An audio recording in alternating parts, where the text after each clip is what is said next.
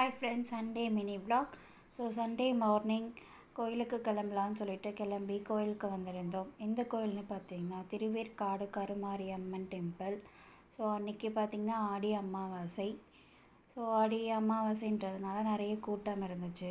So வெளியே நின்று சாமி கும்பிட்டு கோபுரமெல்லாம் கும்பிட்டுட்டு உள்ளே போகலான்னு சொல்லிட்டு உள்ளே வந்துட்டோம். உள்ளே வந்து பார்த்திங்கன்னா நிறைய கூட்டம் இருந்துச்சு. ஆடி அமாவாசைன்றதுனால நிறைய பேர் வந்திருந்தாங்க. ஸோ க்யூவில் நின்று தான் சாமி பார்க்குற மாதிரி இருந்தது.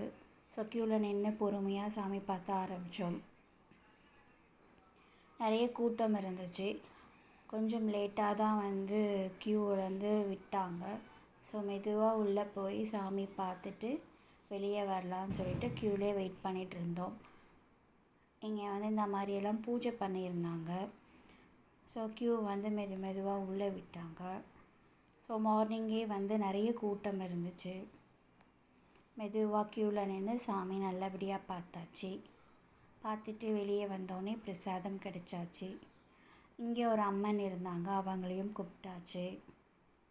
கும்பிட்டுட்டு பார்த்தோம்னா இன்னும் கூட்டம் அதிகமாக இருந்துச்சு. ஸோ க்யூ ஃபுல்லாகவே நிறைய பேர் நிற்க ஆரம்பித்து சாமி பார்க்க போயிட்டு இருந்தாங்க.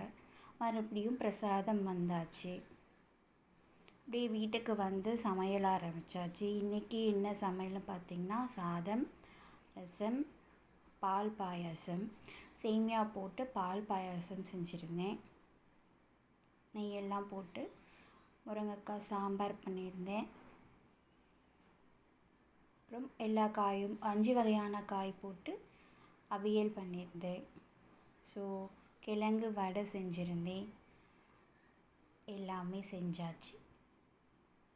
எல்லாம் வச்சு சாப்பிட்டாச்சு. So happy Sunday.